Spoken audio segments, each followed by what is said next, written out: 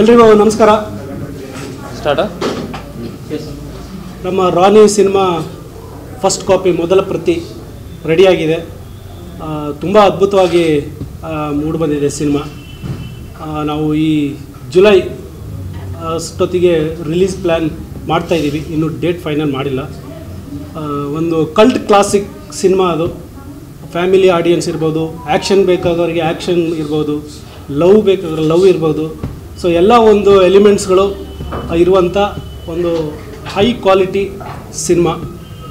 ಈ ರಿಲೀಸ್ ಈ ಒಂದು ಫಸ್ಟ್ ಕಾಪಿ ರೆಡಿ ಆಗಿರೋ ಒಂದು ವಿಷಯನ ನಿಮ್ಮ ಜೊತೆ ಹಂಚ್ಕೊಳ್ಳೋಣ ಅಂತ ನಾನು ನಿಮಗೆ ಕರೆದಿದ್ದೆ ಇವತ್ತು. ಸೊ ಇನ್ನೇನಾದರೂ ನೀವು ಕೇಳೋದಿದ್ರೆ sir, reels with Rani Kiran Raj ಅಂತ ಹೇಳಿ ಫ್ಯಾನ್ಸ್ನ ಮೀಟ್ ಮಾಡೋ ಪ್ರಯತ್ನದಲ್ಲಿ ಎಷ್ಟು ಜನ ಫ್ಯಾನ್ಸ್ನ ಮೀಟ್ ಮಾಡ್ತಾರೆ, ಹೇಗೆ ನಡೀತಾ ಇದೆ? ಪ್ರಮೋಷನ್ಸ್ ಈಗ ಸ್ಟಾರ್ಟ್ ಮಾಡಿದ್ದೀರಾ? ಅಂದರೆ ಆದಷ್ಟು ಈಗ ನನ್ನ ಆಡಿಯನ್ಸ್ ಏನಿದ್ದಾರೆ ಫಸ್ಟು ಅವ್ರನ್ನ ರೀಚ್ ಆಗಿ ಅವರಿಂದನೇ ನಮ್ಮದು ಸಾಂಗ್ಸ್ ಏನಿದೆ ಅದು ತುಂಬ ವೈರಲ್ ಆಗ್ತಿತ್ತು. So it's a gratitude towards them. And ಒಂದು ರೀತಿ ಅವ್ರಿಗೂ ನನ್ನ ಮೀಟ್ ಮಾಡಬೇಕು ಅಂತ ಇರುತ್ತೆ. ಕೆಲವು ಸರಿ ಹೊರಗಡೆ ಇವೆಂಟಲ್ಲಿ ಆ ಸಂದರ್ಭ ಆಗೋದಿಲ್ಲ. So I thought it's a good platform. ಅವರು ನನ್ನ ಮೀಟ್ ಮಾಡಿ ಒಂದು ಗೆಟ್ ಟುಗೆದರ್ ಥರನೂ ಆಗುತ್ತೆ. ಆ್ಯಂಡ್ ಜೊತೆಗೆ ಈಗ ಪ್ರತಿಯೊಂದು ಎಷ್ಟು ಅಂತ ನಾವು ದುಡ್ಡು ಕೊಟ್ಟು ಪುಷ್ ಮಾಡೋಕ್ಕಾಗುತ್ತೆ. We need some organic stuff. ಈಗ ಪ್ರತಿ ಹಂತದಲ್ಲೂ ಪೇಡ್ ಪ್ರಮೋಷನ್ ಒಂಥರ ಅದೇ ಹೋಗ್ತಿದೆ. So we thought something organic will try. So ಆ ಒಂದು ಇದರಲ್ಲೇ ಡೈರೆಕ್ಟರ್ ಸರ್ ಹೇಳಿದಾಗೆ ವಿ ಡಿಡ್ ದಿಸ್. ಸರ್, ಖುಷಿಯಿಂದ ನೀವು ಹೇಳ್ತಿದ್ರೆ ನಮ್ದು ಫಸ್ಟ್ ಕಾಪಿ ರೆಡಿ ಇದೆ, ಫಿಲಮ್ ರಿಲೀಸ್ ರೆಡಿ ಇದೀವಿ ಅಂತ ಇದ್ರೆ. ಬಟ್ ಕನ್ನಡ ಇಂಡಸ್ಟ್ರಿಯಲ್ಲಿ ಒಂದು ಕ್ವೆಶ್ಚನ್ ಮಾರ್ಕ್. ಈವನ್ ಚೇಂಬರ್ ಅಲ್ಲಿ ಮೀಟಿಂಗ್ ಮಾಡ್ತಾರೆ, ಕನ್ನಡ ಇಂಡಸ್ಟ್ರಿನ ಬಂದ್ ಮಾಡ್ತೀವಿ, ಯಾರು ಫಿಲಮ್ ಮಾಡ್ತಿಲ್ಲ ಅಂತ ಹೇಳಿ. ಬಟ್ ಫಿಲಮ್ಸ್ಗಳ ಸಂಖ್ಯೆ ಹಂಗೆ ಇದೆ, ರಿಲೀಸ್ ಆಗ್ತಾನೂ ಇದೆ. ಬಟ್ ಚೇಂಬರ್ ಬಂದ್ ಮಾಡುವಂತ ಒಂದು ಪ್ರಶ್ನೆ ಇದ್ದಿರುವಂತದ್ದು. As a director, as an artist, ಒಂದು ಕಾಪಿನ ರೆಡಿ ಮಾಡಿಕೊಂಡು ಇಂಡಸ್ಟ್ರಿನಲ್ಲಿ ಒಂದು ಪ್ರಾಮಿಸಿಂಗ್ ಫಿಲಮ್ ಆಗಿ ಹೊರಗೆ ಬಂದಿರುವಂತಹ ಸಿನಿಮಾ ರಾನಿ. ಸೊ ಹಾಗಿರುವಾಗ ಈ ಒಂದು ಪ್ರಶ್ನೆಗೆ ನಿಮ್ಮ ಉತ್ತರ, ಈಗ ಎದ್ದಿರುವಂತಹ ಒಂದು ಪ್ರಶ್ನೆ ಇದು. ಆ್ಯಕ್ಚುಲಿ ಈ ಪ್ರಶ್ನೆ ಆಡಿಯನ್ಸ್ಗೂ ಎದ್ದಿಲ್ಲ, ಮತ್ತು ಯಾರು ರೆಗ್ಯುಲರ್ ಸಿನಿಮಾ ಮಾಡ್ತಿದ್ದಾರಲ್ಲ ಅವರಿಗೂ ಎದ್ದಿಲ್ಲ. ಇದು ಯಾರೋ ನಾನು ನೋಡ್ತಿರೋ ಪ್ರಕಾರ ಈಗ ಮಾತಾಡ್ತಾ ಇರೋರು ಸಿನಿಮಾ ಮಾಡಿ ಎಷ್ಟೋ ವರ್ಷ ಆಗಿದೆ. ಇದು ರೆಗ್ಯುಲರ್ ಪ್ರೊಡ್ಯೂಸರ್ಸ್ ಯಾರು ಮಾತಾಡ್ತಾ ಇಲ್ಲ. ಬಿಕಾಸ್ ರೆಗ್ಯುಲರ್ಸ್ ಪ್ರೊಡ್ಯೂಸರ್ಸು ಈಗ ಅಂದರೆ ರೆಗ್ಯುಲರ್ ಮೀನ್ಸ್ ಈಗ ಆ ಸಿನಿಮಾ ಏನು ಮಾಡ್ತಾ ಇದ್ದಾರೆ, ತುಂಬ ಪ್ಯಾಷನೆಟಿಕ್ ಪ್ರೊಡ್ಯೂಸರ್ ಬರ್ತಾ ಇದ್ದಾರೆ. ಹೊರಭಾಷೆ ಸಿನಿಮಾಗಳನ್ನು ನೋಡಿ ಆ ಕ್ವಾಲಿಟಿಯಲ್ಲಿ ನಾವು ಮಾಡಬೇಕು ಅಂತ ಬರ್ತಾ ಇದ್ದಾರೆ ಪ್ರೊಡ್ಯೂಸರ್. ಎಕ್ಸಾಂಪಲ್ ಈಗ ನಮ್ಮ ರಾನಿ ಪ್ರೊಡ್ಯೂಸರ್ ಇರ್ಬೋದು. ಅವ್ರು ಯಾವುದೇ ಬಿಸ್ನೆಸ್ ಕ್ಯಾಲ್ಕುಲೇಷನ್ ಹಾಕ್ಕೊಂಡು ಬಂದಿಲ್ಲ.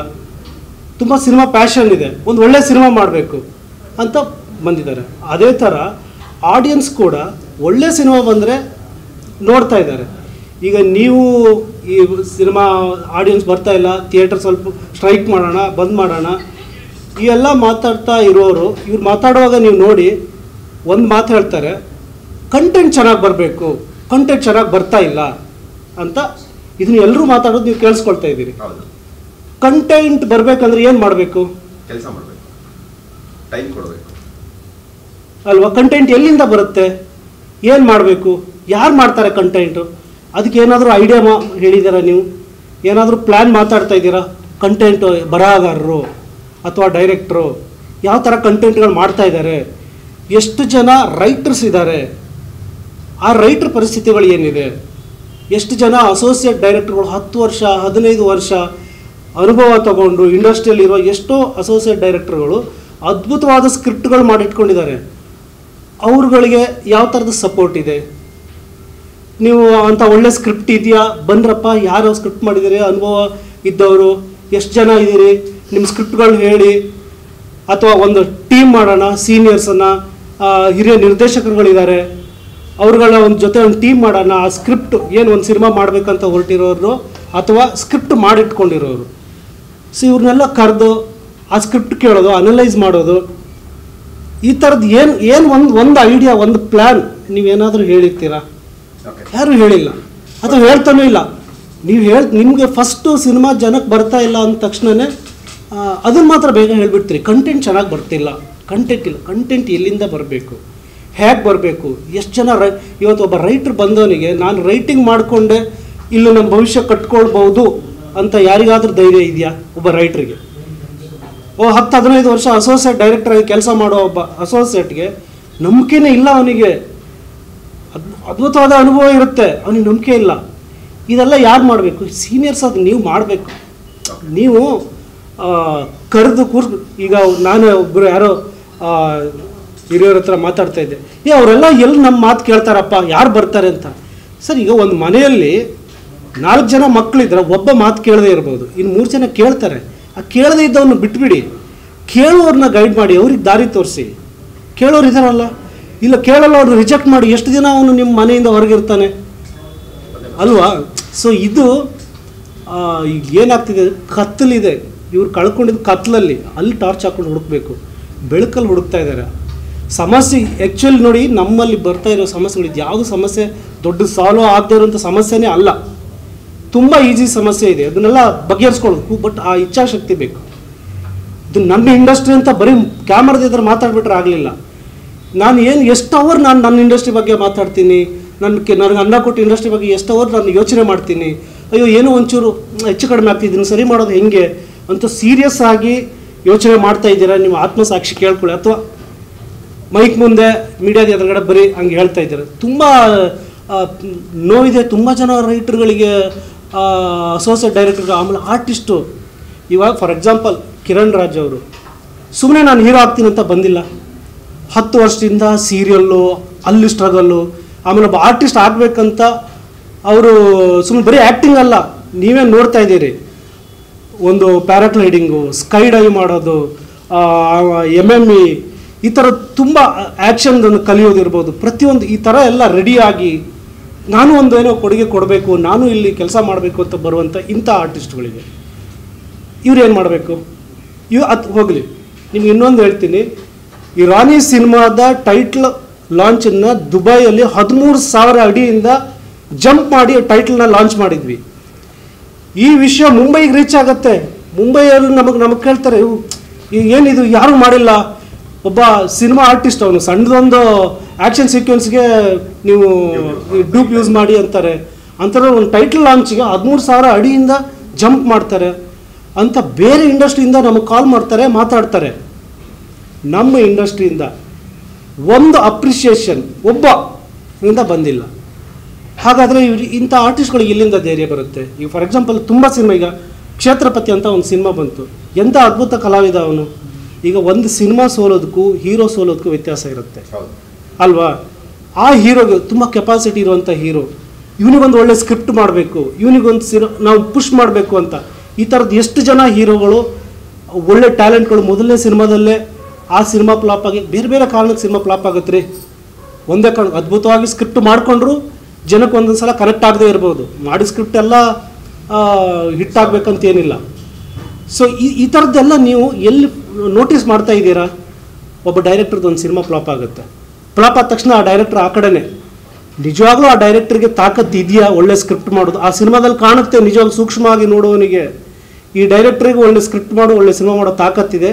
ಬೇರೆ ಬೇರೆ ಕಾರಣ, ಬೇರೆ ಬೇರೆ ಸಪೋರ್ಟ್ಗಳು ಇಲ್ಲದೆ ಈ ಸಿನಿಮಾ ಸೋತಿದೆ ಅನ್ನೋದು ಬರುತ್ತೆ. ಆ ಸಿನಿಮಾ ಅಂದರೆ ಸಿನಿಮಾ ಸೋತಿದೆ ಮೀನ್ಸ್ ಆ ಸಿನಿಮಾ ಅವ್ರು ಅಂದ್ಕೊಂಡಾಗ ಮಾಡೋಕ್ಕಾಗಿರಲಿಲ್ಲ, ಆ ಕಾರಣಕ್ಕೆ ಸಿನಿಮಾ ಕನೆಕ್ಟ್ ಆಗಲ್ಲ.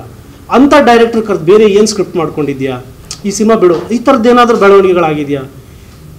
ಇಂಥ ನಿಮ್ಮ ಕ್ಷೇತ್ರಪತಿ ಅಂತ ಹೇಳಿದ್ಮೇಲೆ ಅಂಥ ಹೀರೋಗಳು ಎಷ್ಟೋ ಜನ ಅಂಥವ್ರನ್ನ ಕರೆದು, ಬಿಡುಗರು ಸಿನಿಮಾ ಫ್ಲಾಪ್ ಆಗಿದೆ, ನೀನು ತುಂಬ ಅದ್ಭುತ ಕಲಾವಿದ, ನೀವು ಬೇರೆ ನಾವು ಸಪೋರ್ಟ್ ಮಾಡ್ತೀವಂತ, ಆ ಥರದ್ದು ಏನಾದ್ರು ಆಗಿದೆಯಾ? ಆಗಿಲ್ಲ. ಒಂದು ಗೆದ್ದ ಹೀರೋ ಹಿಂದೆ ಓಡ್ಬಿಡ್ತೀರಿ, ಆ ಹೀರೋ ಕೂಡ ಹೆಂಗೆ ಗೆದ್ದ, ಅಥವಾ ಗೆದ್ದ ಸಿನಿಮಾದ ಹಿಂದೆ ಡೈರೆಕ್ಟ್ರ್ ಹಿಂದೆನೇ ಓಡೋದಲ್ಲ, ಆ ಡೈರೆಕ್ಟ್ರು ನಿಜವಾದ ತಾಕತ್ತಿದ್ದ ಗೆದ್ನ ಅಥವಾ ಫ್ಲೂಕಲ್ಲಿ ಗೆದ್ನ.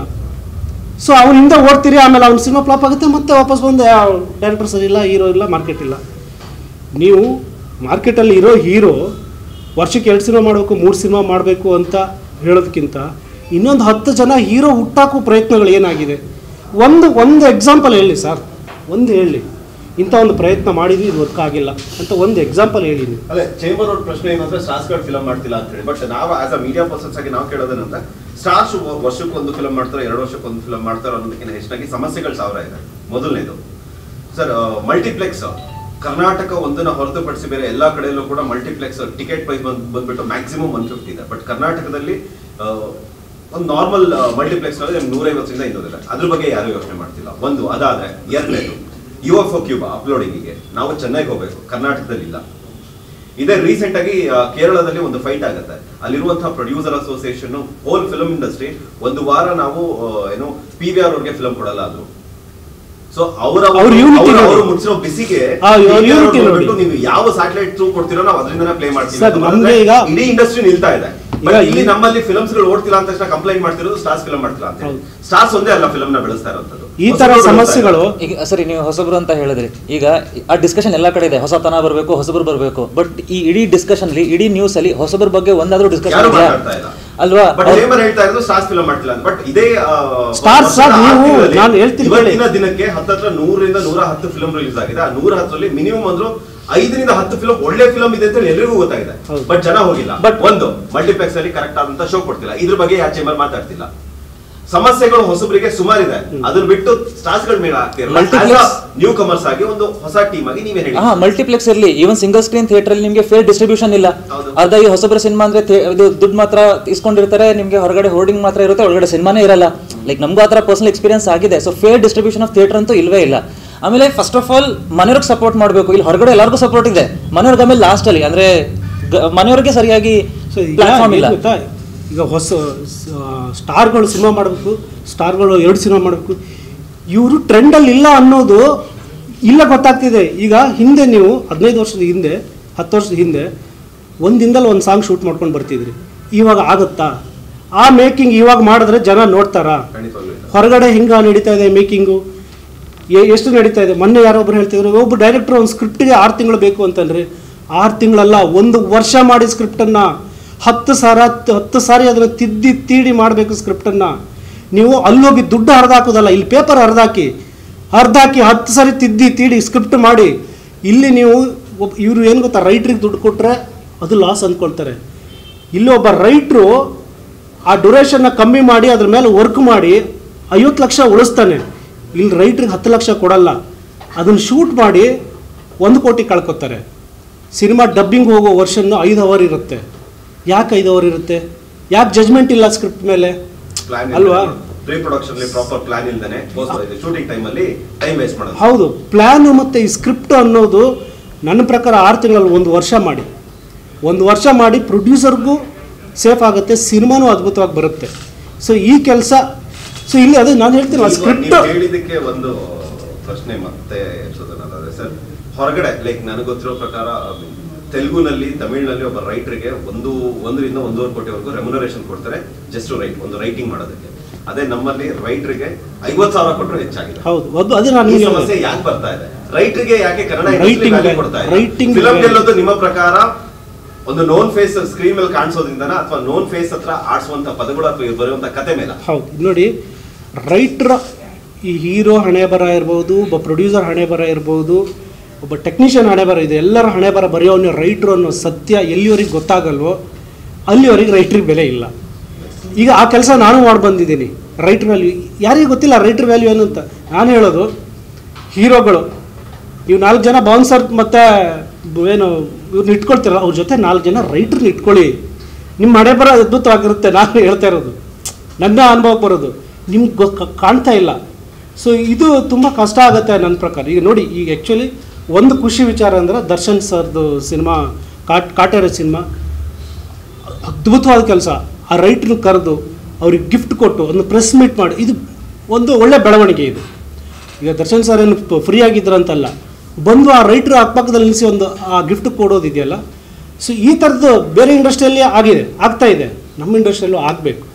ಎಲ್ಲಿವರೆಗೆ ಬರಹಗಾರನನ್ನು ಮುಖ್ಯವಾಗಿ ನೀವು ನೋಡಲ್ವೋ ಅಲ್ಲಿವರೆಗೆ ಬರೀ ಮಾತಾಡ್ತಿರ್ತೀವಿ. ಅದು ಸಮಸ್ಯೆ, ಸಣ್ಣ ಸಮಸ್ಯೆ ತುಂಬ ಇದೆ ಸರ್. ನಿಮಗೆ ಮಲ್ಟಿಪ್ಲೆಕ್ಸ್ ಇರ್ಬೋದು, ಪ್ರೈಸ್ ರೇಟ್ ಇರ್ಬೋದು, ಆಮೇಲೆ ಥಿಯೇಟರ್ಗಳಲ್ಲಿ ನಾನು ಒಂದು ಸರ್ವೆ ಮಾಡಿದ್ವಿ 10 ದಿನ ಸರ್. ಆ ವಿಡಿಯೋಗಳನ್ನು ನೀವೆಲ್ಲ ಯೂಟ್ಯೂಬಲ್ಲಿ ಸಿಗುತ್ತೆ. ನಾವು ಹೋಗಿ ಜನಗಳನ್ನು, ಥಿಯೇಟ್ರನ್ನು ಮೀಟ್ ಆಗಿದ್ವಿ. ಎಂತೆಂಥ ಪ್ರಾಬ್ಲಮ್ಸ್ಗಳಿದ್ದಾವೆ ಅಂದರೆ, ಒಬ್ಬ ಆಟೋ ಓನರ್ ಹೇಳ್ತಾನೆ, ನಾವೆಲ್ಲ ಮೊದಲು ಆಟೋನ ಥಿಯೇಟ್ರ್ ಒಳಗಡೆ ಹೋಗ್ತಾಯಿದ್ವಿ ಸರ್, ಇವಾಗ ನಮಗೆ ಒಳಗಡೆ ಎಂಟ್ರಿ ಇಲ್ಲ, ನಾವು ಫ್ಯಾಮಿಲಿ ಕರ್ಕೊಂಡು ಒಳಗಡೆ ಹೋಗೋಕ್ಕಾಗಲ್ಲ. ಯಾಕಂದರೆ ಕಾರ್ ಅವನು 50 ರೂಪಾಯಿ ಕೊಡ್ತಾನೆ, ನಾವು 50 ರೂಪಾಯಿ ಪಾರ್ಕಿಂಗ್ ಚಾರ್ಜ್ ಕೊಡೋಕ್ಕಾಗಲ್ಲ, ನಾವೆಲ್ಲ ರೋಡಲ್ಲಿ ನಿಲ್ಲಿಸಿ ಹೋಗಬೇಕು. ಸಿನಿಮಾ ಮುಗಿಸಿ ಬರುವಷ್ಟಕ್ಕೆ ಆಟೋ ಪಾರ್ಟ್ಸ್ ಎಲ್ಲ ಕಿತ್ಕೊಂಡು ಹೋಗಿರ್ತಾರೆ. ನಾವು ಸಿನಿಮಾಕ್ಕೆ ಅಲ್ಲಿ ಹೋಗೋದೇ ಬಿಟ್ವಿ ಅಂತ. ಈ ಥರದ್ದು ಸಣ್ಣ ಸಮಸ್ಯೆಗಳು ಅದು ದೊಡ್ಡದಾಗಿದೆ. ಮತ್ತು ಈ ಸಮಸ್ಯೆಗಿಂತ ಜಾಸ್ತಿ ನೆಗೆಟಿವ್ ಆಗಿ ಮಾತಾಡ್ತಾ ಇದ್ದಾರೆ. ಓಡಲ್ಲ ಈ ಸ್ವಾಮಿ, ಅಲ್ಲಿ IPL ನಡೀತಾ ಇದೆ, ಇಲೆಕ್ಷನ್ ನಡೀತಾ ಇದೆ, ಈ ಗ್ಯಾಪಲ್ಲಿ ಯಾವುದು ಒಳ್ಳೆ ಸಿನಿಮಾ ರಿಲೀಸ್ ಮಾಡೋ ಧೈರ್ಯ ಯಾರೂ ಮಾಡಿಲ್ಲ. ಇದು ನಮ್ಮ ಇಂಡಸ್ಟ್ರಿ ಅಷ್ಟೇ ಅಲ್ಲ, ಬೇರೆ ಇಂಡಸ್ಟ್ರಿಗಳಲ್ಲೂ ಆಗಿದೆ. ನಿಮಗೆ ಯಾವ್ದು ಮಂಜುಮಲೆ ಬಾಯ್ಸು ಪ್ರೇಮಲು ಎರಡು ಬಿಟ್ಟರೆ ಬೇರೆ ಎಲ್ಲ ಇಂಡಸ್ಟ್ರಿಯಲ್ಲೂ ಸಿನಿಮಾ ಈ ಇಲೆಕ್ಷನ್ ಇದರಲ್ಲಿ ಅಷ್ಟೊಂದು ಜನ ಅದಕ್ಕೆ ಕನೆಕ್ಟ್ ಆಗಿಲ್ಲ. ಅದಕ್ಕಿಂತ ಹೆಚ್ಚಾಗಿ ನಮ್ಮಲ್ಲಿ ಅಂಥ ಸಿನಿಮಾ ರಿಲೀಸ್ ಆಗಲ್ಲ ಈ ಗ್ಯಾಪಲ್ಲಿ. ನಿಮಗೆ ಬ್ಲಿಂಕು ಮತ್ತು ಶಾಖಾಹಾರಿ ಎರಡು ಒಂದು ರೇಂಜಿಗೆ ಹೌದು, ಆ ಮೂಮೆಂಟಲ್ಲಿ ರಿಲೀಸ್ ಆಗಿ ಸದ್ದು ಮಾಡ್ತದೆ ಸ್ವಲ್ಪ. ಸೊ ಆ ಥರ ರಿಲೀಸ್ ಆಗಿಲ್ಲ. ನೀವು ನೆಗೆಟಿವ್ ಮಾತಾಡೋದು ಬಿಡಬೇಕು. ಸಿನಿಮಾ ನೋಡೋ ವರ್ಗ ಇದ್ದೇ ಇದೆ. ರವಿಚಂದ್ರನ್ ಸರ್ ಹೇಳ್ತಾಯಿದ್ರು, ಒಳ್ಳೆ ಸಿನಿಮಾ ಪ್ರೇಕ್ಷಕ ಯಾವತ್ತೂ ಕೈ ಬಿಡಲ್ಲ ಅಂತ. ಅದು ಸಾರ್ವತ್ರಿಕ ಸತ್ಯ, ಅದು ಎಲ್ಲ ಇಂಡಸ್ಟ್ರಿಗೂ ಎಲ್ಲ ಪ್ರೇಕ್ಷಕನಿಗೂ. ಸೊ ಇವತ್ತು ಥಿಯೇಟ್ರಿಗೆ ಒಂದೇನಂದರೆ ಥಿಯೇಟ್ರಿಗೆ ಜನ ಬರ್ತಾ ಇಲ್ಲ, ಬೇರೆ ಬೇರೆ ಪ್ಲಾಟ್ಫಾರ್ಮ್ಗಳಲ್ಲಿ ಜನ ನೋಡ್ತಾ ಇದ್ದಾರೆ. ಥಿಯೇಟ್ರಿಗೆ ಯಾಕೆ ಬರ್ತಾ ಇಲ್ಲ ಅಂದರೆ ಅಲ್ಲಿ ಇನ್ನೊಂದು ಸಮಸ್ಯೆ ಇದೆ ನೋಡಿ. ಒಂದು ಸಿನಿಮಾ ಮೇಕಿಂಗ್ ಇವತ್ತು ನಾವು ಅದ್ರ ಕಲರ್ ಗ್ರೇಡಿಂಗು ಅದ್ರದ್ದು ಇದೆ ತುಂಬ ಅದ್ಭುತವಾಗಿ ಮಾಡಿಬಿಡ್ತೀವಿ. ಆ ಕಲರ್ ನಿಮ್ಗೆ ಆ ಸ್ಕ್ರೀನಲ್ಲಿ ಕಾಣಲ್ಲ ಎಷ್ಟೋ ಸ್ಕ್ರೀನ್ಗಳಲ್ಲಿ. ಒಂದು ಸ್ವಲ್ಪ ದಿನದಿಂದ ನಾನೊಂದು ಸಿನಿಮಾಗೆ ಹೋಗ್ತೀನಿ, ಅದಕ್ಕಿಂತ ಒಂದು ತಿಂಗಳಿಂದ ಅದೇ ಥಿಯೇಟ್ರಿಗೆ ಹೋಗಿದ್ದೀನಿ, ಸೇಮ್. ಆಮೇಲೆ ಹೋಗ್ತೀನಿ, ಸೇಮ್. ಆ ಕಡೆ ಬರ್ತಾ ಥಿಯೇಟ್ರ್ ಓನರ್ ಸಿಗ್ತಾರೆ, ಏನು ಸರ್ ಸ್ಕ್ರೀನ್ ಹಂಗಿದೆ ಅಂದರೆ, ಅದು ಟ್ಯೂಬು ಸ್ವಲ್ಪ ಪ್ರಾಬ್ಲಮ್ ಆಗಿದೆ ಅಂತಾರೆ. ಒಂದು ತಿಂಗಳು ಹಿಂದೆನೂ ಹಂಗೆ ಇದೆ. ಸೊ ಕ್ವಾಲಿಟಿ ಸಿನಿಮಾ ಅಲ್ಲಿ ನೋಡೋ ಆಡಿಯನ್ಸ್ಗೆ ಆ ಸಿನಿಮಾದಲ್ಲಿ ಏನು ಅಭಿಪ್ರಾಯ ಬರುತ್ತೆ? ಸೊ ಇದೆಲ್ಲ ಒಟ್ಟಾರೆಯಾಗಿ ಇದೇನೇನೋ ಸಮಸ್ಯೆ ಇದೆ. ಇದು ನಮ್ಮ ಇಂಡಸ್ಟ್ರಿ ಹಿರಿಯರು ಅನ್ಸ್ಕೊಂಡಿದ್ದಾರೆ. ಏನಿದ್ದೀರಿ ನೀವು ಹಿರಿಯವ್ರನ್ನೆಲ್ಲ ಕರೆದು ಬಂದ್ರು ಅಂತ ಅವ್ರಿಗೆ ಆಜ್ಞೆ ಮಾಡಬೇಕು, ರಿಕ್ವೆಸ್ಟ್ ಮಾಡಬೇಡಿ, ಆಜ್ಞೆ ಮಾಡಿ. ಎಷ್ಟು ಸಾರಿ ತಪ್ಪಿಸ್ಕೊಳ್ತಾರೆ, ಎಷ್ಟು ಸಾರಿ ನೆಗ್ಲೆಕ್ಟ್ ಮಾಡ್ತಾರೆ, ಕೊನೆಗಿಲ್ಲ ಇವ್ರು ಬಿಟ್ಟರೆ ನಮಗಿಲ್ಲ ಅನ್ನೋ ಥರದ್ದು. ಹಾಗೆ ನಿಮ್ಮ ಶಿಸ್ತು ಫಸ್ಟ್ ನಿಮ್ಮ ಮೇಲೆ ಗೌರವ ಬರೋ ಥರ ಮಾಡ್ಕೊಳ್ಳಿ. ಇವ್ರು ಹೇಳಿದ್ರು ನಾವು ಇವ್ರು ಫಾಲೋ ಮಾಡಬೇಕಪ್ಪ, ಇವ್ರು ನಮ್ಮ ಪರವಾಗಿದ್ದಾರೆ, ನಮ್ಗೆ ಸಪೋರ್ಟ್ ಮಾಡ್ತಾರೆ ಅನ್ನೋದು ನಮಗೆ ಬರಬೇಕು. ಓಕೆ, ನೀವು ಹೇಳಿದ್ರೆ ಹೊಸಬ್ರು ಬಂದು ಹಡುಬರಿಗೆ ಸಪೋರ್ಟ್ ಮಾಡಲಿ ಅನ್ನೋದನ್ನ ಹೇಳ್ತಿದ್ರಲ್ಲ, ನಮ್ದು ಇನ್ನೊಂದು ಪ್ರಶ್ನೆ ಸರ್. ಸೊ ಚೇಂಬರ್ ನಲ್ಲಿ ಇವತ್ತು ಇರುವಂತವ್ರು ಯಾರು ಆಕ್ಟಿವ್ ಪ್ರೊಡ್ಯೂಸರ್ಸ್ ಅಲ್ಲ. ಸೊ ಅವರಿಗೆ ಇವತ್ತಿನ ಸಮಸ್ಯೆ ಏನು ಗೊತ್ತಿಲ್ಲ. ಹಾಗಿದ್ದಾಗ ಆಕ್ಟಿವ್ ಪ್ರೊಡ್ಯೂಸರ್ಸ್ ಯಾಕೆ ಚೇಂಬರ್ ಅಲ್ಲಿ ಹೋಗಿ ಕುತ್ಕೋಬಾರ್ದು? ಏನಕ್ಕೆ ಸಮಸ್ಯೆಗಳ ಬಗ್ಗೆ ನಿಮಗೆ ಗೊತ್ತಿರುತ್ತೆ. ನೀವುಗಳು ಅಲ್ಲಿ ಕುತ್ಕೊಂಡಾಗ ಸಮಸ್ಯೆಗಳು ಏನು ಅನ್ನೋದನ್ನ ಸಾಲ್ವ್ ಮಾಡ್ಬೋದಲ್ವಾ?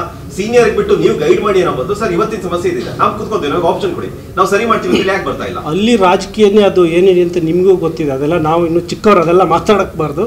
ಅವ್ರು ಏನೇನು ರಾಜಕೀಯನೋ, ಇವ್ರು ಯಾಕೆ ಅಲ್ಲಿ ಹೋಗಲ್ಲ, ಅವ್ರು ಯಾಕೆ ಬಿಟ್ಕೊಡಲ್ಲ, ಅದು ಗೊತ್ತಿಲ್ಲ ನನಗೆ. ಅದನ್ನು ನಾನು ಹೇಳೋದು, ಅಲ್ಲಿ ಯಾರೇ ಕೂತ್ಕೊಂಡಿದ್ರು ಒಂದು ಒಳ್ಳೆ ಇಚ್ಛಾಶಕ್ತಿ ಇರಲಿ ನಿಮಗೆ. ನನ್ನ ಇಂಡಸ್ಟ್ರಿ, ನಾನು ಇದಕ್ಕೆ ಒಳ್ಳೇದೇನೋ ಮಾಡಬೇಕು, ಏನೋ ಈ ಸಮಸ್ಯೆನೇ ಬಗೆಹರಿಸೋಕ್ಕಾಗದಿರೋ ಸಮಸ್ಯೆ ಅಲ್ಲ ಇದು ಅಲ್ವಾ? ಫಸ್ಟ್ ಆಫ್ ಆಲ್ ನಾನು ಹೇಳೋದು, ಫೌಂಡೇಶನ್ ಗಟ್ಟಿ ಮಾಡಿದ್ರೆ ಮೀನ್ಸ್ ಕಂಟೆಂಟ್ ಅಂತ ಹೇಳ್ತಿರಲ್ಲ, ಬರೀ ಮಾತಾಡ್ತಾ ಇದ್ದೀರಿ. ಒಳ್ಳೆ ಕಂಟೆಂಟ್ ಬರಬೇಕು ಅಂದರೆ ಏನು ಮಾಡಬೇಕು, ಏನು ಡಿಸಿಪ್ಲಿನ್ಗಳನ್ನು ನಾವು ತರಬೇಕು, ಇದು ಫಸ್ಟ್ ಸರಿ ಆದರೆ ಅದ್ರ ನಂತರದ್ದೆಲ್ಲ ಸ್ಟೆಪ್ಸ್, ಅದು ಸಿನಿಮಾ ಆಗೋದು, ಅದು ರಿಲೀಸ್ ಆಗೋದು, ಅದಕ್ಕೆ ಥಿಯೇಟ್ರಿಗೆ ಜನ ಬರೋದು, ಜನ ಕರೆಸೋದು, ಪ್ರಮೋಷನ್ ಮಾಡೋದೆಲ್ಲ ನಂತರದ ಸ್ಟೆಪ್ಸ್. ನಾವು ಬೇಸಿಕ್ ಫೌಂಡೇಶನ್ನೇ ಹಾಳು ಮಾಡ್ಕೊಂಡು ಬಿಟ್ಟಿರ್ತೀವಿ. ಸೊ ಅದು ಕರೆಕ್ಟ್ ಆಗಬೇಕು ಅನ್ನೋದು ನನ್ನ ಅಭಿಪ್ರಾಯ. ಕಿರಣ್ ರಾಜ್ ಅವ್ರಿಗೆ ಆಸ್ ಅನ್ ಆರ್ಟಿಸ್ಟ್ ಇವಾಗ ಚೇಂಬರ್ ಅವ್ರು ಹೇಳ್ತಾರೆ ವರ್ಷಕ್ಕೆ 3 ಫಿಲ್ಮ್ ಮಾಡಬೇಕು, 4 ಫಿಲ್ಮ್ ಮಾಡಬೇಕು ಅಂತ ಹೇಳಿ. ಸೊ ಕಿರಣ್ ರಾಜ್ ಅವರು 3 ಫಿಲ್ಮ್ ಮಾಡ್ತೀನಿ, 4 ಫಿಲ್ಮ್ ಮಾಡ್ತೀನಿ ಅಂದ್ರೆ 100% ಕತೆ ಸಿಕ್ಕೇ ಸಿಗುತ್ತೆ. ಹಾಗಂತೇಳಿ ಎಲ್ಲ ಕತೆನೂ ಆರಿಸ್ಕೊಂಡು ನೀವು ಫಿಲ್ಮ್ ಮಾಡ್ತೀರಾ ಅಥವಾ ನೀವು ಸೆಲೆಕ್ಷನ್ ಹೋಗ್ತೀರಾ? ಇಲ್ಲ, ಕರಿಯರ್ ಮ್ಯಾಟರ್ಸ್ ಆಗುತ್ತೆ ನಿಮ್ಮದು. ಸಿ ನಾನಿನ್ನೂ ಆ ಸ್ಟೇಜಲ್ಲಂತೂ ಇಲ್ಲ. ಬಿಕಾಸ್ ನಾನು ಹೇಳ್ತಿಲ್ಲ, ನನಗೆ ಈಗ 10 ವರ್ಷ ಆಗಿದೆ, ಜನಗಳ ಪ್ರೀತಿ ಇದೆ, ಒಂದಷ್ಟು ಜನ ಪರಿಚಯ ಇದ್ದಾರೆ, ಜನಗಳು ನಾನು ಪರಿಚಯ ಇದ್ದೀನಿ. ಬಟ್ ಸ್ಟಿಲ್ ನನಗೆ ನಾನು ಪಾರ್ಟ್ ಆಫ್ ಇಂಡಸ್ಟ್ರಿ ಅಂತ ನಂಗೆ ಇನ್ನೂ ಅನಿಸೇ ಇಲ್ಲ. ನಂಗೆ ಇನ್ನೂ ನನ್ನ ಆ ಇಂಡಸ್ಟ್ರಿ ಅನ್ನೋದೊಂದು ಸರ್ಕಲ್ ಇದೆ, ಅದರಿಂದ ಎಲ್ಲೋ ದೂರ ಇದ್ದೀನಿ ಅಂತ ಅನ್ನಿಸ್ತಿದೆ. ನನ್ನ ಪಾಡು ನಾನು ಏನೋ ಮಾಡ್ತಾ ಇದ್ದೀನಿ, ಸ್ಟಿಲ್ ನನಗೆ ಆ ಕನೆಕ್ಟಿವಿಟಿ ಅನ್ನಿಸ್ತಾ ಇಲ್ಲ. ನಾನು ಅದೇ ಹೇಳ್ತಾ ಇರೋದು, ಒಂದು ಸೆಕ್ಟರ್ ಬೆಳಿಬೇಕು ಅಂತಂದರೆ not in terms of finance, ನಾನು ಹೇಳ್ತಿರೋದು the amount of job it produces, ಅದು ಕ್ಯಾಲ್ಕುಲೇಟ್ ಆಗುತ್ತೆ. ಸೊ ಇವತ್ತು ಹೊಸ ಜನ್ರೇಷನ್ ಅವರು ಇಂಡಸ್ಟ್ರಿಗೆ ಬರಬೇಕು ಅಂದರೆ ಯಾವ ಧೈರ್ಯದ ಮೇಲೆ ಬರಬೇಕು ಅಂತ ನಾನು ಯೋಚನೆ ಮಾಡ್ತಾ ಇದ್ದೀನಿ. ಈಗ ನಾನು ಹೇಳಿದ್ನಲ್ಲ, ಇದು ಏನು ಡಿಸ್ಕಷನ್ ನಡೀತಿದೆ, ಆ ಇಡೀ ಡಿಸ್ಕಷನಲ್ಲಿ ಹೊಸಬ್ರ ಬಗ್ಗೆ ಡಿಸ್ಕಷನ್ನೇ ಇಲ್ಲ. The number of films they are making, ಅವರು ಈಗ ಅವ್ರ ಸಿನಿಮಾ ಓಡ್ತಿಲ್ಲ, ಅದರಲ್ಲಿ ಅವ್ರಿಗೆ ಗೊತ್ತಿರೋಂಗೆ ಎಷ್ಟೋ ಹೊಸಬ್ರದ್ದು ಒಳ್ಳೆ ಸಿನಿಮಾ ಇದೆ, ಅದು ಬೇರೆ ಬೇರೆ ಕಾರಣದಿಂದ ಓಡಿಲ್ಲ. ಹಾಗಂತ ಅವ್ರಿಗೆ ಮುಂದೆ ಲೈಫೇ ಇಲ್ಲ ಅಂತನಾ? ಈಗ ನಾನು 10 ವರ್ಷ ಅವಾಗ ಏನು ಇನ್ವೆಸ್ಟ್ ಮಾಡಿದ್ದೀನಿ ಸಿನಿಮಾ ಇಂಡಸ್ಟ್ರಿಗೆ, ಸಡನ್ಲಿ ಇವತ್ತು ಬಂದು ಸಿನಿಮಾ ಇಂಡಸ್ಟ್ರಿ ಕ್ಲೋಸ್ ಅಂತ ಗೊತ್ತಾದಾಗ 10 ವರ್ಷ ಇನ್ವೆಸ್ಟ್ಮೆಂಟ್ ಎಲ್ಗೋಯ್ತು. ನಾನು ಮುಂದೆ ಏನು ಮಾಡಲಿ, ನಾನು ಹೋಗ್ಲಿ ಮಾಡಲು ಬಿಡುವ ಅಂತಲೂ ನನಗೆ ಒಂದು ಕ್ಲಾರಿಟಿ ನನಗೆ ಸಿಗ್ತಾ ಇಲ್ಲ. So should I continue or ನಾನು ಯಾವ್ದಾದ್ರು ಬೇರೆ ಕೆಲಸ ನೋಡ್ಬೇಕಾ, ಆ ಒಂದು ಕ್ಲಾರಿಟಿ ನನಗೆ ಸಿಗ್ತಾ ಇಲ್ಲ. ಅಂಥದ್ರಲ್ಲಿ ಆ ಕತೆ ತನಕ ನಾನೆಲ್ಲ ಹೋಗ್ಲಿ. ಈಗ ಪ್ರತಿ ಇಂಡಸ್ಟ್ರಿನಲ್ಲೂ ಪ್ರತಿ ವರ್ಷನೂ ಒಬ್ಬೊಬ್ಬ ಹೊಸ ಹೀರೋ ಹುಟ್ಕೊಂತಾ ಇದ್ದಾರೆ. ಆದ್ರೆ ಕನ್ನಡದಲ್ಲಿ ಒಬ್ಬ ಒಳ್ಳೆ ಹೀರೋ ಬಂದಿದ್ದಾನೆ ಅಂದ್ರೆ ಅದು ಒಂದಿಷ್ಟು ಜನಕ್ಕೆ ಮಾತ್ರ ಗೊತ್ತಾಗ್ತಿದೆ, ಇಂಡಸ್ಟ್ರಿ ಹೊರಗಡೆ ಜನಕ್ಕೆ ಗೊತ್ತಾಗ್ತದೆ. ಈವನ್ ಕನ್ನಡ ಇಂಡಸ್ಟ್ರಿಯಲ್ಲಿ ಏನು ಸ್ಟಾರ್ಟಿಂಗ್ ಇಂದ ನೋಡಿ, ಮುಂಗಾರು ಮಳೆ ಹೊಸ ಪ್ರಯತ್ನ, ದುನಿಯಾ ಹೊಸ ಪ್ರಯತ್ನ, ಈವನ್ ಈಗ ಮಂಜುಮಲ್ ಬ್ರಾಯ್ಸ್ ಹೊಸ ಪ್ರಯತ್ನ, ಪ್ರೇಮಲು ಹೊಸ ಪ್ರಯತ್ನ, ಗೆಲ್ತಿರೋದು ಒಂದು ಏನೋ ಒಂದು ಹೊಸ ರೆವಲ್ಯೂಷನ್ ಕ್ರಿಯೇಟ್ ಮಾಡ್ತಿರೋದು ಹೊಸಬ್ರು. ಆದ್ರೆ ನನ್ಗೆ ಒಂದೇ ಪ್ರಾಬ್ಲಮ್, ಈ ಹೊಸಬ್ರು ಯಾಕಿಲ್ಲ ಡಿಸ್ಕಷನ್ ಅಲ್ಲ ಅನ್ನೋದು ಅಷ್ಟೇ. ಲೈಕ್ ಅವ್ರ ಪರವಾಗಿ ಏನಿದೆ ಹೊಸಬ್ರು ಆಕ್ಚುಲಿ ಹೇಳ್ತಿಲ್ವಾ, ಈ ಕಡೆ ದುಡ್ಡು ಇಲ್ಲ, ಆ ಕಡೆ ಹೆಸರು ಇಲ್ಲ, ಮಧ್ಯದಲ್ಲಿ ಸಿಗಾಕೊಂಡು ಒಳ್ಳೆ ಪ್ರಯತ್ನ ಪಟ್ಟರು ಅಂತವರಿಗೆ ಸಪೋರ್ಟ್ ಸಿಗ್ತಿಲ್ಲ. ಆಸ್ ಆಫ್ ನೀವು ಎಕ್ಸಾಕ್ಟ್ಲಿ ನವೀನ್ ಶಂಕರ್ ಅವರು ಕ್ಷೇತ್ರಪತಿ ಅನ್ನೋದು ಒಳ್ಳೆ ಕಂಟೆಂಟ್ ಮಾಡಿದ್ರು, ಬಟ್ ಅದು ಎಷ್ಟು ಜನಕ್ಕೆ ರೀಚ್ ಆಯ್ತು? ಒಳ್ಳೆ ಕಂಟೆಂಟ್ ಅಂತ ಬಂದಾಗ ಸಪೋರ್ಟ್ ಹೆಂಗ್ ಸಿಕ್ತು? ಇಂಡಸ್ಟ್ರಿಯಿಂದ ಆಗಿರ್ಬೋದು ಅಥವಾ ಚೇಂಬರ್ ಇಂದ ಆಗಿರ್ಬೋದು, ಯಾವ ರೀತಿ ಸಪೋರ್ಟ್ ಸಿಕ್ತು ಅನ್ನೋದು ಕ್ವಶನ್ ಆಗ್ಬಿಟ್ಟಿದೆ. ಅದ್ರ ಜೊತೆಯಲ್ಲಿ ನಿಮ್ಮ ಸ್ನೇಹಿತರೆ ಮಾಡಿದಂತಹ ಕೆರೆಬೇಟ್ ಆಗಿರ್ಬೋದು, ಅದ್ಭುತವಾದ ಕಂಟೆಂಟ್, ಒಳ್ಳೆ ಫೇಮ್ ಬಂತು, ಬಟ್ ಜನ ಬಂದ್ರ, ಥಿಯೇಟರ್ ಸಪೋರ್ಟ್ ಸಿಗ್ತಾ, ಇಂಡಸ್ಟ್ರಿ ಸಪೋರ್ಟ್ ಸಿಗ್ತಾ, ಅದು ಕ್ವಶನ್ ಮಾರ್ಕ್ ಆಗಿದೆ. ಸೊ ಒಳ್ಳೆ ಕಂಟೆಂಟ್ ಬಂದ್ರು, ಸಪೋರ್ಟ್ ಮಾತ್ರ ಯಾರು ಮಾಡ್ತಿಲ್ಲ. ಸಮಸ್ಯೆ ಏನು ಇಲ್ಲದೆ ಇದ್ದಾಗ ಒಂದು ಹೊಸ ಸಮಸ್ಯೆ ಇವರೇ ಕ್ರಿಯೇಟ್ ಮಾಡ್ತಾರೆ. ಇಂಡಸ್ಟ್ರಿ ಬಂದ್ ಮಾಡ್ತೀವಿ, ಇಂಡಸ್ಟ್ರಿ ಒಳ್ಳೆ ಫಿಲಂ ಬರ್ತಿಲ್ಲ. ಈಗ ನೋಡಿ, ಇದು ಅವರು ಓಪನ್ ಆಗಿ ಸ್ಟೇಟ್ಮೆಂಟ್ ಕೊಟ್ಟಿದ್ದಾರೋ ಅಥವಾ ಕೊಡಲಿಲ್ಲ, ಇಂಡಸ್ಟ್ರಿ ಏನೋ ಬಂದಂತೆ, ಸ್ಟ್ರೈಕ್ ಅಂತೆ, ಇದು ಒಂದು ಡಿಸ್ಕಷನ್ನು ಎಷ್ಟು ಡಿಸ್ಟರ್ಬ್ ಆಗಿದೆ ಗೊತ್ತಾ? ಅವ್ರಿಗೆ ಡಿಸ್ಟರ್ಬ್ ಆಗಿಲ್ಲ. ನಾವು ಹೊಸದಾಗಿ ಸಿನಿಮಾ ಮಾಡಿದ್ರೆ, ನಾವು ಮಾರ್ಕೆಟ್ ಬಿಸ್ನೆಸ್ಗೆ ಅಂತ ಹೋಗಿದ್ವಲ್ಲ, ಇರಪ್ಪ ನೋಡೋಣ ಏನು ಇಂಡಸ್ಟ್ರಿ ಕ್ಲೋಸ್ ಅಂತೆ, ಎಲ್ಲ ಒಂದ್ಸಲ ಸಡನ್ ಅಂತ ರಿವರ್ಸ್ ಹೊಡೆದ್ಬಿಡ್ತು. ಇದನ್ನ ಯಾರು ಸರಿ ಮಾಡಿಕೊಡ್ತಾರೆ? ಎಷ್ಟು ಸಮಸ್ಯೆ ನೋಡಿ ಸರ್. ಒಂದು ಬಿಲೀವ್ ಮಾಡಿ, ಇವತ್ತು ಹೊಸ ಇನ್ವೆಸ್ಟರ್ಗಳನ್ನ ಕರ್ಕೊಂಡು ಬರ್ತಾ ಇರೋದು ಹೊಸ ಡೈರೆಕ್ಟರ್ಗಳು. ಇಂಡಸ್ಟ್ರಿ ಇಲ್ಲಿ ಏನಾದ್ರು ಇನ್ವೆಸ್ಟ್ಮೆಂಟ್ ಆಗ್ತಾ ಇದೆ ಅಂದ್ರೆ ಹೊಸ ಇನ್ವೆಸ್ಟರ್, ಹೊಸ ಪ್ರೊಡ್ಯೂಸರ್ಸ್ ಬರ್ತಾ ಇದ್ದಾರೆ. ನೀವು ಚಾಲೆಂಜ್ ಮಾಡಬೇಕು. ಯಾರೋ ನಿಮ್ಮ ಇಂಡಸ್ಟ್ರಿಯಲ್ಲಿ ಒಳ್ಳೆ ಸಿನಿಮಾ ಬರ್ತಾ ಇಲ್ಲ, ಹೀರೋಗಳಿಲ್ಲ ಅಂತ ಬಂದರೆ, ಯಾಕಿಲ್ಲ? 8 ಜ್ಞಾನಪೀಠ ಪ್ರಶಸ್ತಿ ತಗೊಂಡಿದ್ದ ಭಾಷೆ ನಮ್ಮದು. ನಮ್ಮಲ್ಲಿ ಕತೆ ಇಲ್ವಾ? ಕಂಟೆಂಟ್ ಇಲ್ವಾ? ನಾವು ಮಾಡಿಸ್ತೀವಿ ರೀ. ಒಳ್ಳೆ ರೈಟರ್ ಇದ್ದಾರೆ, ಒಳ್ಳೆ ಡೈರೆಕ್ಟರ್ ಇದ್ದಾರೆ, ಒಳ್ಳೆ ಸಿನಿಮಾ, ಒಳ್ಳೆ ಹೀರೋಗಳು ಬರುತ್ತೆ. ಇವಾಗ ಏನೋ ಸಣ್ಣ ಡಿಸ್ಟರ್ಬ್ ಆಗಿದೆ, ಇದು ಹಿಂಗೆ ಇರಲ್ಲ, ಮತ್ತೆ ಚೇಂಜ್ ಆಗುತ್ತೆ. ನಾನು ಇಂಡಸ್ಟ್ರಿ ಬಂದು 18 ವರ್ಷ ಆಗಿದೆ. 18 ವರ್ಷದಿಂದನೂ ಇದನ್ನು ಕೇಳ್ತಾ ಇದ್ದೀನಿ. ಜನ ಬರ್ತಾ ಇಲ್ಲ ಥಿಯೇಟ್ರಿಗೆ, ಕನ್ನಡ ಸಿನಿಮಾಗಳು ಓಡ್ತಾ ಇಲ್ಲ ಅಂತ ಕೇಳ್ತಾನೆ ಇದ್ದೀನಿ. ಮೆಗಾ ಹಿಟ್, ಸೂಪರ್ ಹಿಟ್ ಸಿನಿಮಾಗಳನ್ನು ನೋಡ್ತಾ ಇದ್ದೀನಿ. ಸೊ ಇದನ್ನ ಪಾಸಿಟಿವ್ ತಗೊಳ್ಳಿ ಅಂತ ಹೇಳೋದು ನಾನು. ಸುಮಾರು ಎಕ್ಸಾಂಪಲ್ ಇದೆ ಆ ಥರ. ಆಮೇಲೆ ಒಂದು ಫ್ರೆಶ್ನೆಸ್ ಬರಬೇಕು, ಹೊಸತನ ಬರಬೇಕು ಅಂದ್ರೆ ಹೊಸಬ್ರಿಂದಾನೇ ಬರಬೇಕದು. ಬಿಕಾಸ್ ಅವ್ರು ಟ್ರೆಂಡಲ್ಲಿ ಇದ್ರೆ, ಟ್ರೆಂಡ್ ಗೊತ್ತಿದೆ, ಟ್ರೆಂಡ್ ತಕ್ಕಾಗೆ ಅವ್ರ ಆಕ್ಟಿವಿಟೀಸ್ ಇರುತ್ತೆ. So that's what we need to concentrate on. So ಇದೆಲ್ಲದ್ರ ಜೊತೆ ಸರ್, ಆಸ್ ನಿಮ್ಮ ರಾನಿ, ನಿಮ್ಮ ಪ್ರಾಡಕ್ಟ್ ಸೊ ನಾವು ಇವತ್ತು ಇಷ್ಟು ಕಾನ್ಫಿಡೆಂಟ್ ಆಗಿ ಇದಾಗಿ ಮಾತಾಡ್ತಿದ್ದೀವಿ ಅಂದರೆ, ರಾನಿ ಇಂಡಸ್ಟ್ರಿ ಏನು ಡಿಸ್ಟರ್ಬ್ ಆಗಿದಾರಲ್ಲ, ಅದನ್ನು 100% ಬದಲು ಮಾಡಿಸುತ್ತೆ. 100% ಅಷ್ಟು ವಿಶ್ವಾಸದಿಂದ ಹೇಳ್ತಾ ಇದ್ದೀನಿ ನಾನು. ಅಂಥ ಸಿನಿಮಾ, ಆ ಮೇಕಿಂಗ್, ಆ ಪ್ರೊಡ್ಯೂಸರ್ ಸಪೋರ್ಟ್, ಇಷ್ಟು ಡಿಸ್ಟರ್ಬ್ ಇದ್ದರೂ ನಮಗೆ ತುಂಬ ಒಳ್ಳೆಯ ಸಪೋರ್ಟ್ ಇದೆ. ಅಂದ್ಕೊಂಡಿದ್ದೆಲ್ಲ ಮಾಡಿದ್ವಿ. ತುಂಬ ಕ್ರಿಯೇಟಿವ್ ಕೆಲಸಕ್ಕೆ ತುಂಬ ಟೈಮ್ ಕೊಟ್ಟಿದ್ದೀವಿ. ಎಲ್ಲ ವರ್ಗದ ಆಡಿಯನ್ಸನ್ನು ಮೈಂಡಲ್ಲಿ ಇಟ್ಕೊಂಡಿದ್ದೀವಿ. ಆ ಥರದ ಒಂದು ಸ್ಕ್ರಿಪ್ಟು. ಸೊ ಇದೇನು ನಾನು ಮಾತಾಡ್ತಾ ಇದ್ದೀನಲ್ಲ, ಅದಕ್ಕೆ ಉತ್ತರ ಆ ಸಿನಿಮಾದಲ್ಲಿದೆ.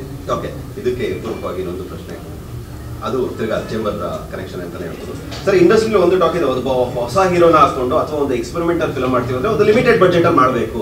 1 ಕೋಟಿನೋ 2 ಕೋಟಿನೋ, ಯಾಕಂದ್ರೆ ಆ ಹೀರೋ ಮೇಲೆ ಇನ್ವೆಸ್ಟ್ ಮಾಡಿದ್ರೆ ರಿಟರ್ನ್ ಬರುತ್ತೋ ಇಲ್ವೋ, ಜನ ಬರ್ತಾರೋ, ಈ ಪ್ರಶ್ನೆಯಲ್ಲೇ ಮಾತಾಡೋರು ಜಾಸ್ತಿ. ಮೇ ಬಿ ನಿಮಗೂ ಈ ಕಾಲ್ಗಳು ಬಂದಿರುತ್ತೆ ಅಂತ ನನ್ನ ಅನಿಸಿಕೆ. ಯಾಕಂದ್ರೆ ರಾನಿ ಹೈ ಬಜೆಟ್ ಫಿಲ್ಮ್, ಈಗ ರಾನಿ ಮಾಡಿರುವಂತಹ ಒಂದು ಬಜೆಟ್ ಅಲ್ಲ. ರಾನಿ ಬಜೆಟ್ ಕೇಳಿದ ತಕ್ಷಣ ನನ್ನ ಇಂಡಸ್ಟ್ರಿ ಫ್ರೆಂಡ್ಸು ತುಂಬ ಜನ ಬೈದಿದ್ದಾರೆ ನನಗೆ. ನಿನಗೆ ತಲೆ ಕೆಟ್ಟಿದೆಯಾ ಅಂತಲೂ ಬೈದಿದ್ದಾರೆ, ಪ್ರೀತಿಯಿಂದನೂ ಬೈದಿದ್ದಾರೆ, ಒಂಥರ ಒಳಗಡೆ ಏನು ಹಸುವಿಂದನೂ ಬೈದಿದ್ದಾರೆ. ಇರಲಿ, ಫ್ರೆಂಡ್ಸು ಎಲ್ಲ ಥರ ಇರ್ತಾರೆ.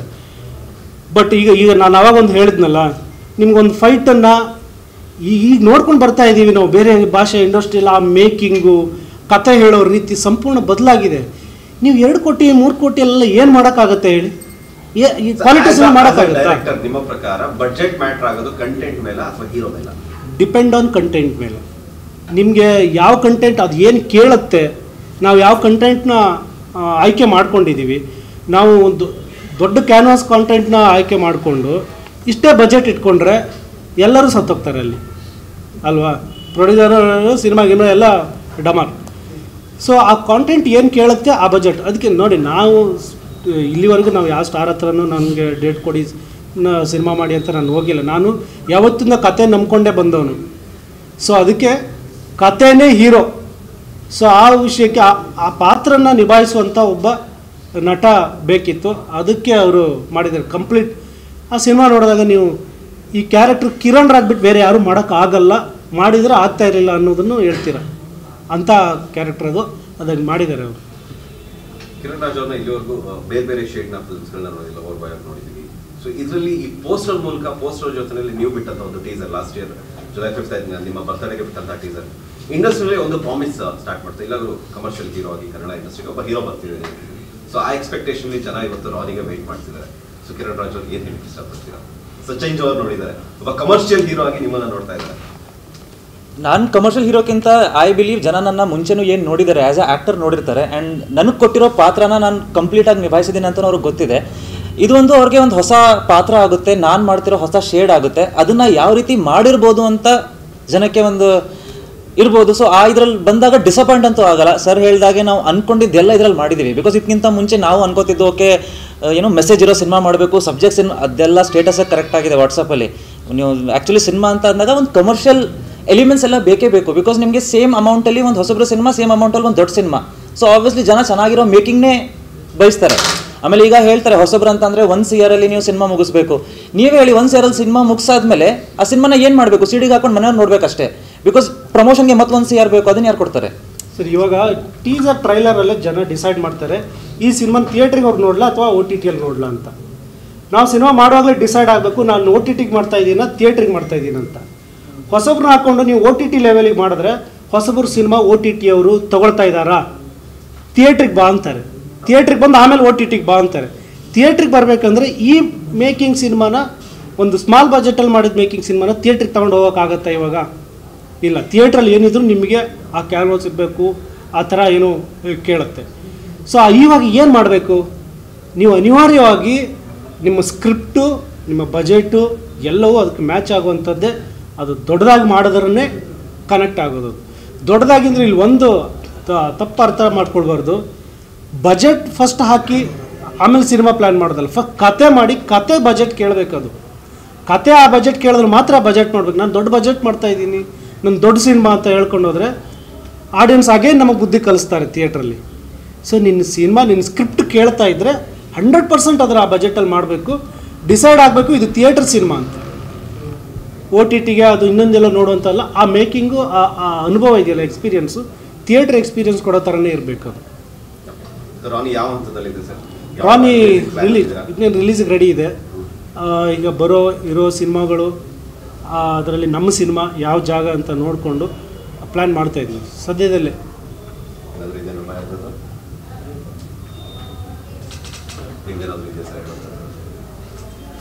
ಎಲ್ಲ ಇವರೇ ಹೇಳಿದ್ರು ಅನ್ಸುತ್ತೆ. ಎಲ್ಲ ಇವರೇ ಸೇರಿಸಿ ಹೇಳಿದ್ರು ಅನ್ಸುತ್ತೆ.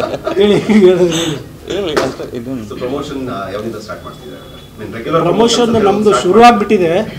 ನಮ್ಮದು ಟೈಟಲ್ ಲಾಂಚಿಂದನೇ ಪ್ರಮೋಷನ್ ಶುರು ಮಾಡಿದ್ದೀವಿ. ಜನರು ಕರೆಕ್ಟ್ ಮಾಡ್ತಾ ಇದ್ದೀವಿ. ಈ ರಿಲೀಸ್ ಪ್ರಮೋಷನ್ ಅಂತ ಒಂದು ಕಾನ್ಸೆಪ್ಟ್ ಇದೆಯಲ್ಲ, ಅದನ್ನು ರಿಲೀಸ್ ಡೇಟ್ ಫಿಕ್ಸ್ ಆದ್ರಿಂದ ಶುರು ಮಾಡ್ತೀವಿ. ಅಂದರೆ ಜನ ಆಲ್ರೆಡಿ ಚೆನ್ನಾಗಿ ರಿಸೀವ್ ಮಾಡ್ಕೊಂಡಿದ್ದಾರೆ, ಒಳ್ಳೆ ರೆಸ್ಪಾನ್ಸ್ ಬಂದಿದೆ. ಒಂದು ರೀತಿ ಅದೇ ಒಂದು ಪಾಸಿಟಿವಿಟಿ ಕೊಟ್ಟಿರೋದು. ಬಿಕಾಸ್ ನೀವು ಹೇಳಿದಾಗೆ ಟೆನ್ಷನ್ ಇದೆ ಎಲ್ಲರಿಗೂ, ಆ ಭಯ ಅನ್ನೋದು ಇದ್ದೇ ಇರುತ್ತೆ. ಬಿಕಾಸ್ ಚಿಕ್ಕ ಇನ್ವೆಸ್ಟ್ಮೆಂಟ್ ಅಲ್ಲ, ಒಂದು ಸಿನಿಮಾ ಅಂತ ಬಂದಾಗ ತುಂಬ ದೊಡ್ಡ ಇನ್ವೆಸ್ಟ್ಮೆಂಟ್ ಅದು. ಸೊ ಪ್ರತಿಯೊಂದು ರೂಪಾಯಿಗೂ ಅಲ್ಲಿ ಟೆನ್ಷನ್ ಇರುತ್ತೆ. ಬಟ್ ಜನ ಒಂದ್ಸಲ ಅದನ್ನು ಅಪ್ರಿಷಿಯೇಟ್ ಮಾಡಿದಾಗ, ಅವ್ರೊಂದು ಪಾಸಿಟಿವ್ ರೆಸ್ಪಾನ್ಸ್ ಕೊಟ್ಟಾಗ ಹೌದು ಗಾಡಿ ಕರೆಕ್ಟಾಗಿ ಹೋಗ್ತಿದೆ ಅಂತ ಒಂದು ನಂಬಿಕೆ ಬರುತ್ತಲ್ಲ, ಆ ರೋಡಲ್ಲೇ ಕರೆಕ್ಟಾಗಿ ಹೋಗೋಣ ಅಂತ. ಫೈನ್ ಸರ್, ಯಾರು ಏನೇ ಮಾತಾಡಲಿ ನಮ್ಮ ಕನ್ನಡಿಗರು ಒಳ್ಳೆ ಕಂಟೆಂಟ್ ಬಂತು ಅಂದಾಗ ಅದು ಸ್ಟಾರ್ ಆಗಲಿ ಹೊಸಬ್ರಾಗ್ಲಿ ಗೆಲ್ಸಿರೋದಂದ್ರೆ ಇತಿಹಾಸದಲ್ಲಿ ಇದೆ. ಸುಮಾರು ಈಗ ಬಂದಿರೋ ಎಲ್ಲ ಹೀರೋಗಳು ಫಸ್ಟ್ ಹೊಸದಾಗಿ ಬಂದವ್ರೆ, ಬ್ಲಾಕ್ ಬಸ್ಟರ್ ಈ ಸಿನಿಮಾ ಕೊಟ್ಟವ್ರೆ ಅವರು. ಆಮೇಲೆ ಅವ್ರಿಗೆ ಇವಾಗ ನೀವು ನಿಮ್ಮ ಯಾರು ಇನ್ನೊಂದು ಹೇಳೋದು, ನಿಮ್ಮ ಯಾರೋ ಸಪೋರ್ಟ್ ಇಲ್ದೇ ಬಂದವರು ಅವರೆಲ್ಲ. ಯಾರು ಸ್ಟಾರ್ಗಳು ಇದ್ದಾರೆ ಇವತ್ತು, ಅವ್ರು ಯಾರು ನೀವೆಲ್ಲ ಎಷ್ಟು ಸಪೋರ್ಟ್ ಮಾಡಿದ್ದೀರಿ ಅಂತ ಈಗ ನೀವು ಅವ್ರು ನಿಮ್ಮ ಕೈಗೆ ಸಿಗಲಿ ಅಂತ ನೋಡ್ತೀರಿ. ಅವ್ರು ಯಾಕೆ ಸಿಗ್ತಾರೆ? ಅವ್ರಿಗೆ ಎಂಥ ಸಿನಿಮಾ ಮಾಡಬೇಕು ಅಂತ ಅವ್ರಿಗೆ ಗೊತ್ತು, ಯಾವ ಥರ ಮಾಡ್ಬೇಕಂತ ಅವ್ರಿಗೆ ಗೊತ್ತು. ಅದು 1 ವರ್ಷಕ್ಕೆ ಮಾಡ್ಬೇಕಾ 2 ವರ್ಷಕ್ಕೆ ಮಾಡ್ಬೇಕಂತ ಅವ್ರು ಅನುಭವಿಸಿರ್ತಾರೆ ಕಷ್ಟ. ಅದು ಯಾರು ಈಸಿಯಾಗಿ ಬಂದಿರಲ್ಲ. ಸೊ ಅದಕ್ಕೆ ಎಲ್ಲ ಒಳ್ಳೆದು. ಇದೊಂದು ಸಣ್ಣ ಡಿಸ್ಟರ್ಬ್ ಏನಿದೆ ಇದು ಸರಿ ಆಗುತ್ತೆ. ಯಾವಾಗ ಸರಿ ಆಗುತ್ತೆ ಅಂದರೆ ಒಂದು ಸಿನಿಮಾ ಬಂದು ಹಿಟ್ ಆಗಬೇಕು. ಸೊ ರಾನಿ ಅದನ್ನು ಸರಿ ಮಾಡುತ್ತೆ. ಖಂಡಿತವಾಗ್ಲೂ ಸರ್, ನಿಮ್ಮ ಆ ಒಂದು ನಂಬಿಕೆಗೆ ಯಶಸ್ಸು ಸಿಗಲಿ. Thank you. ಕನ್ನಡಿಗರು ನಿಮ್ಮ ಕೈ ಹಿಡಿತಾರೆ. ಖಂಡಿತ. Thank you. ಎಲ್ಲ ಟೀಮ್